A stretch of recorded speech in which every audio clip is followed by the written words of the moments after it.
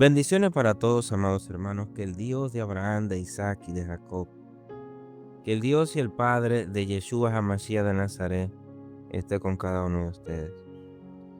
Hoy nosotros vamos a analizar el segundo salmo más extenso de las Sagradas Escrituras. El salmo más largo es el Salmo 119. Después de ese salmo le sigue el Salmo 78. Es un masquil de Asaf, es decir, que es una instrucción o una sabiduría que Asaf está transmitiendo a quienes le escuchen. Ustedes se van a dar cuenta en este salmo que el problema del pacto del Sinaí es el corazón humano, porque era rebelde, porque no era fiel a Dios. El problema del pacto del Sinaí no era la Torá de Moisés, no fue la instrucción de Dios. Dios salva al pueblo, los redime, los saca de Egipto. Y luego que los redime, los salva, le entrega sus mandamientos. Esos mandamientos son parte del marco del pacto para demostrar fidelidad a Dios, para demostrar amor a Dios. Muchas veces en el cristianismo se habla de que tenemos que tener una relación, etcétera. Sí, tenemos que tener una relación con Dios. Pero si esa relación tú no la enmarcas dentro del pacto a través de Jesucristo, tú puedes hacer lo que tú quieras.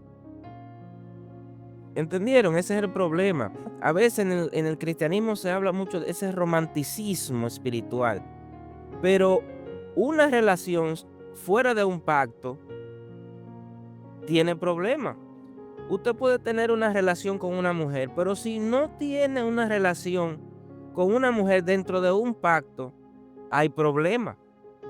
Por eso usted tiene que celebrar un matrimonio y hacer un contrato y establecer cuál es su compromiso y cuál es el compromiso de ella. Y mantenerse fiel al pacto, ser fiel. Tú puedes tener una relación con un amante. Tú puedes tener una amante, tú puedes tener una querida, pero eso está fuera de un pacto. Entonces es muy bonito hablar de relación. Háblame del pacto, porque en el pacto hay fidelidad, en el pacto tiene que haber compromiso. Por eso se celebran los matrimonios y se hace, y cuando se viola ese contrato, entonces no hay compromiso entre las partes, ya se rompe ese pacto. Entonces, si ustedes se dan cuenta, el problema del pacto en el Sinaí fue Israel, el corazón rebelde de los israelitas de esa generación.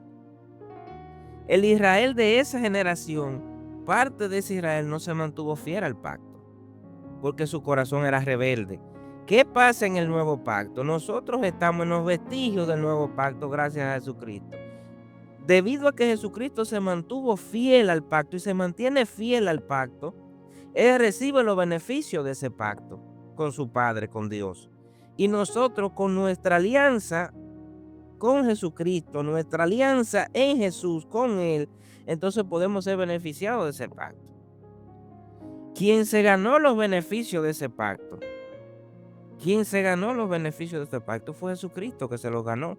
¿Cómo se lo ganó? A través de la disciplina que sufrió, de su sufrimiento, de su sacrificio. Así Jesús se ganó delante del Padre y delante de los ángeles del cielo los beneficios del nuevo pacto. Entonces nuestra alianza con Jesús nos garantiza eso a nosotros. Pero usted tiene que serle fiel a Jesús. Usted tiene que ser fiel al Padre y tiene que ser fiel al Hijo para recibir. Entonces, ustedes se van a dar cuenta en este Salmo 78, lo que dice Asaf, ¿cuál era el problema? Es una sabiduría que hay en este Salmo. No es solo un poema, es una clase, amados hermanos, magistral de la historia teológica, diseñada para evitar que las nuevas generaciones repitan los errores de los antepasados. Y eso aplica a nosotros. Chequemos cuáles fueron los errores que tuvieron los antepasados para no repetirlo. ¿Cuál fue el error del Israel del Sinaí? ¿Cuál fue el error? No para señalarlos a ellos, sino para nosotros no repetir ese error. Porque Hebreos 6 dice que el que está en rebeldía no se salva. Aunque usted esté en Jesucristo y haya confesado a Jesús como Señor, pero si usted entra en rebeldía, usted no se va a salvar, porque los rebeldes no se salvan. El rebelde no está. Quien niega lo recibido, dice, si el del Sinaí vino con gloria, con Jesús se viene más gloria. Y si usted negó, y el que negó en el Sinaí, fíjense los castigos que recibió. Imagínese usted estando en el nuevo pacto y ahora, después de haber recibido y escuchado y todo y visto, ahora usted se pone rebelde y niega a Jesús, después de haberlo recibido. ¿Qué usted cree que usted le espera? Entonces vamos a leerlo. Salmo 78. ¿Para qué es útil este salmo? Aquí Asaf te hace un repaso desde Éxodo hasta el reinado de David. Y el propósito de este salmo es pedagógico. Enseñar a los hijos para que no sean como sus padres rebeldes. Nosotros somos hijos. Tenemos que escuchar la instrucción de Asaf. ¿Para qué es útil? Para padres y personas que enseñan, que educan. Usted se va a dar cuenta que este salmo establece el mandato bíblico de la educación dentro del hogar. Cuando vienen los tiempos de ingratitud, este salmo nos ayuda a recordar de dónde nos sacó Dios cuando sentimos que necesitamos más. También para entender la soberanía divina.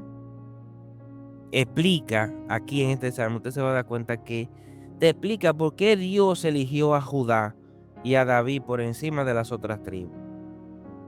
¿Por qué Dios la elige esas tribus? ¿Por qué Dios eligió a Judá, la tribu de Judá? ¿Y por qué de dentro de esa tribu eligió un linaje de David? Y eso es importante en estos tiempos donde no se entienden muchas cosas. Vámonos al verso 2. Dice, abriré mi boca en parábolas, hablaré con cosas escondidas de tiempos antiguos. La palabra mashal, que es parábola o un proverbio, indica que la historia de Israel no son solamente datos, sino que hay un código espiritual detrás de ello.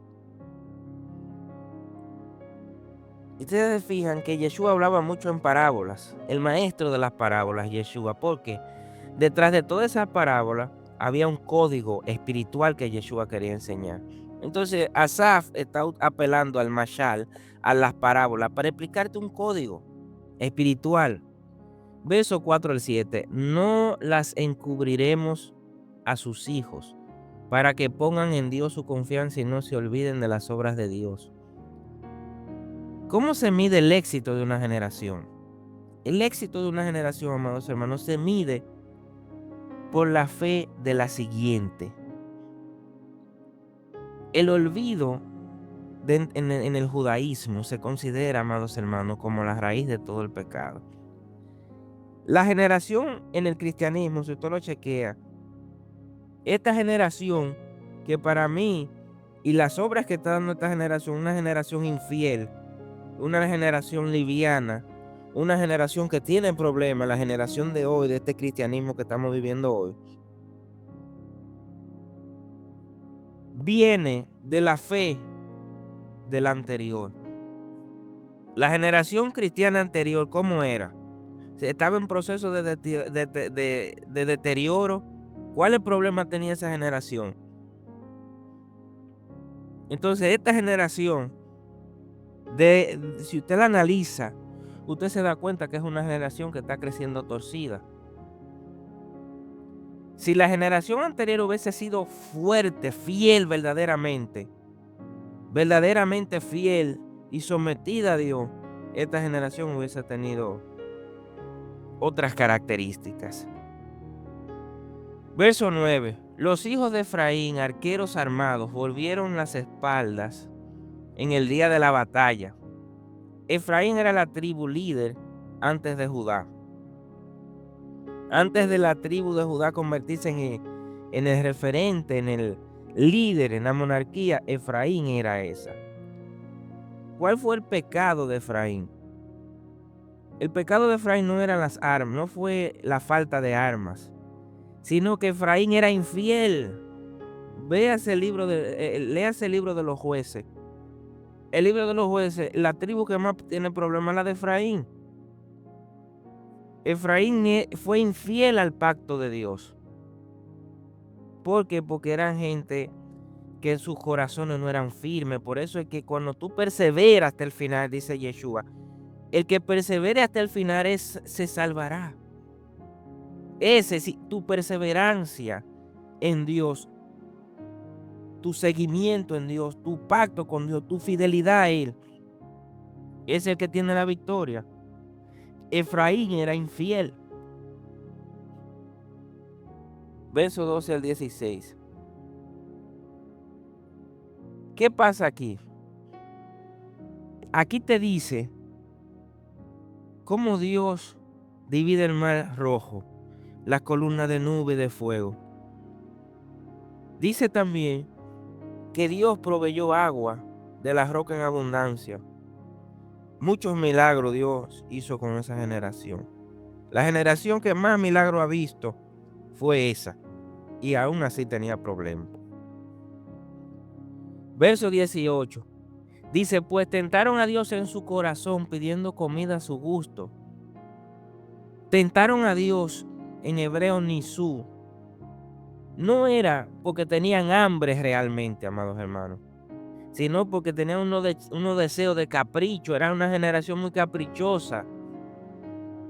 Se cuestionaban, se hacían la pregunta, ¿podrá poner mesa en el desierto? O sea, Dios le estaba dando sustento, pero ellos se llenaron de capricho. Era una generación caprichosa, se dejaba arrastrar por sus deseos, vivía inventándose cosas en su cabeza y en su corazón. Versos 24 y 25 dice, hizo llover sobre ellos maná, pan de nobles, o sea, pan de ángeles, comió el hombre. Oigan, comieron pan de celestial, el lejel avarín, el maná. O sea, Dios le estaba dando a esa generación una comida que no era terrenal, era una comida que tenía una dimensión celestial. Pero ellos la despreciaron. Despreciaron los mandamientos de Dios, despreciaron el pacto, despreciaron la comida de Dios, despreciaron los milagros de Dios, despreciaron todo lo que Dios le daba. Y Dios era señales y prodigios, amor genuino, puramente 100%, y ellos lo estaban despreciando. Entonces el problema no fue la ley de Moisés, el problema no fueron los milagros, el problema no fue la provisión divina, el problema era en ellos. Hoy en el cristianismo se dice que el problema es la ley de Moisés. Es mentira eso. El problema nunca fue la ley de Moisés. El problema siempre ha sido el corazón del hombre. Verso 34 al 37.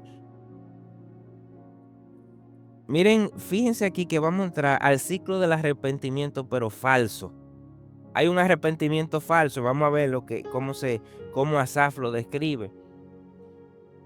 Verso 32 al 39.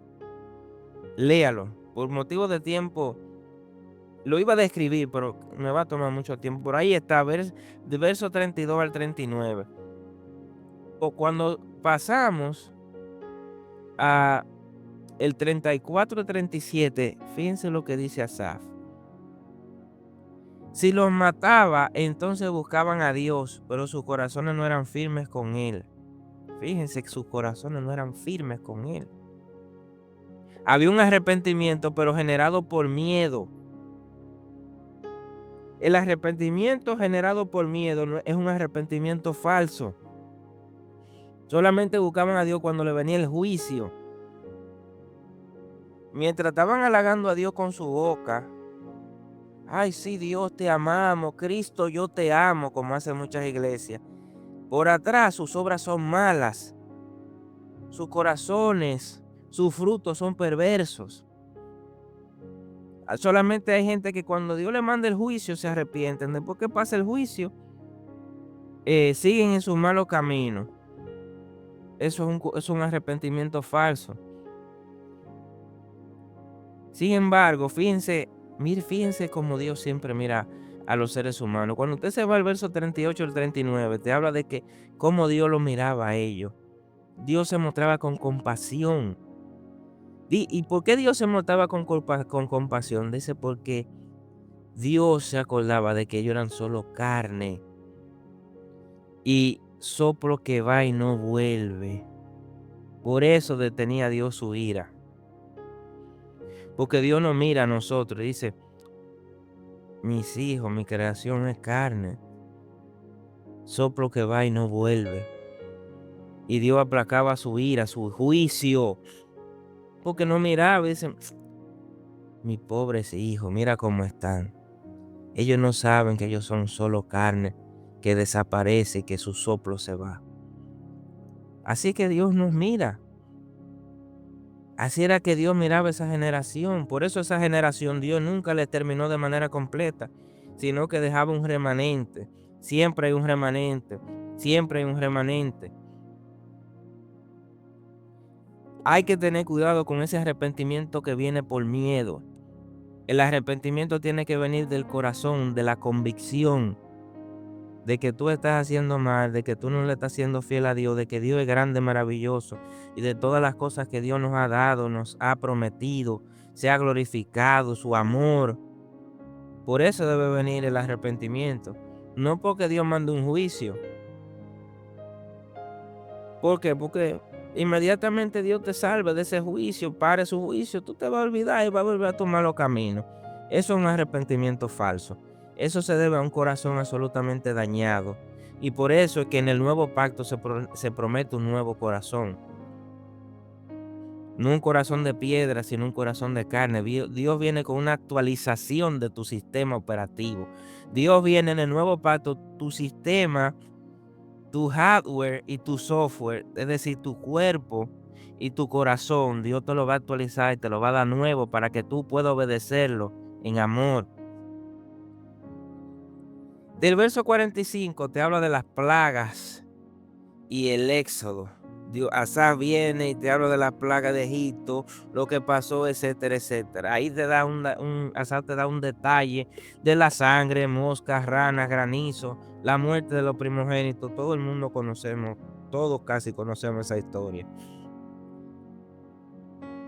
¿Por qué Asaf lo repite? ¿Por qué Asaf te habla eso? Porque él quiere resaltar, amados hermanos, que Israel vio el juicio de Dios sobre sus enemigos y aún así, dudó en la tierra prometida. Aún así dudó en la tierra prometida. Y en el 54 al 55, Dios los trae a la tierra santa, expulsa a las naciones ante ellos, y aún así el pueblo tenía problemas. Verso 60. Dejó por tanto el tabernáculo de Silo, la tienda en que habitó entre los hombres.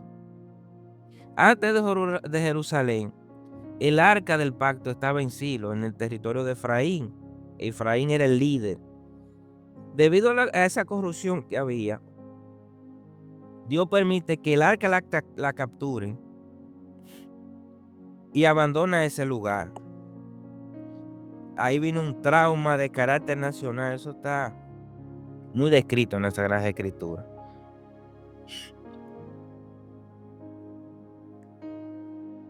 Luego, en el verso 65 dice, despertó el Señor como de un sueño, como un valiente que grita excitado por el vino. Aquí hay una metáfora muy audaz, amados hermanos, porque te está describiendo la intervención repentina de Dios y tan poderosa para rescatar al pueblo de los filisteos. Ustedes saben que Dios rescató muchas veces al pueblo de los filisteos y de muchos otros enemigos. Dice verso 67 a 70, desechó la tienda de José, sino que eligió la tribu de Judá, eligió a David su siervo. Fíjense que el salmo aquí concluye con un cambio de administración divina. Dios pasa de Efraín en Silo a Judá en Sión, y de líderes infieles a David. Lo mismo ocurrió cuando vino Yeshua, cuando estaban los maestros de la ley, un grupo de gente de aquella época, los saduceos que controlaban el tiempo. ¿Qué hizo Dios? Le quitó a los saduceos, le quitó el poder y le transfiere autoridad espiritual a los discípulos de Yeshua, judíos también, a Pedro, a Juan, a Andrés, a los apóstoles. Ahí fue que vino el cambio de autoridad. Dios reparte la autoridad, le quita a los saduceos y a los maestros corruptos de aquella época y se lo transfiere a los discípulos de Yeshua y a un gran sector de los fariseos. Eso es lo que en el cristianismo no se entiende. Y los saduceos desaparecen de la ecuación porque eran corruptos. Verso 72. Y los apacentó con integridad de corazón y los pastoreó con la pericia de sus manos. Fíjense que ahí hay un modelo del buen líder. ¿Cuál es el modelo del buen líder? Tiene que ver con dos componentes: integridad, que se refiere a su carácter, y pericia, que se refiere a su habilidad. Por eso David es un tipo profético de Mesías, un buen pastor, porque habla de su carácter y habla de su habilidad, de su integridad, de su pericia. Ese es el modelo. Más adelante vamos a hablar de otros, del modelo del líder que Dios desea sobre nosotros, desea que la congregación tenga. Miren, amados hermanos, aquí hay un secreto en este salmo, y es transmitir a nuestros hijos la verdad, hablarle para que no cometan los errores que nosotros cometimos. Si usted le habla a sus hijos, si usted le enseña, si usted le instruye, le habla con las Sagradas Escrituras, le habla de cómo usted ha vivido su fe, le habla de los errores que usted ha cometido para que sus hijos no lo cometan, la próxima generación va a ser más saludable, va a ser una generación más fuerte, pero también va a depender del corazón de ellos, porque a veces, humanamente hablando, por más cosas que tú quieras transmitirle a tus hijos también van a tomar sus decisiones. Tus hijos van a tomar sus decisiones. Pero que no quede de ti transmitirle a tus hijos la sabiduría, hablarle de tu relación, de tu pacto con Dios, del pacto de Israel con Dios, de Dios con Israel. Y nosotros, dentro de esa ecuación, del sacrificio de Yeshua, de lo que Dios ha hecho por nosotros, de cómo nosotros tenemos que amar a Dios y vivir un arrepentimiento genuino. Vivir un arrepentimiento genuino y hablarle a nuestros hijos de que la rebelión es muy peligrosa, porque la rebelión es lo único que te aleja de Dios. Cuando tú entras dentro del redil de Dios, fíjense que cuando Dios agarra a Israel y la toma y la abriga, lo único que separó a Israel de Dios fue la propia rebelión de ellos, no ninguna otra nación, no ninguna otra cosa. Tu corazón, el corazón de ellos fue lo que los separó de Dios. Su rebelión, esa generación del Sinaí, y luego de ahí perecieron en el desierto por la rebelión, por su corazón. Así que vamos a dejarlo hasta aquí, amados hermanos. Que Dios Altísimo me lo bendiga a todos. En el nombre de Jesús.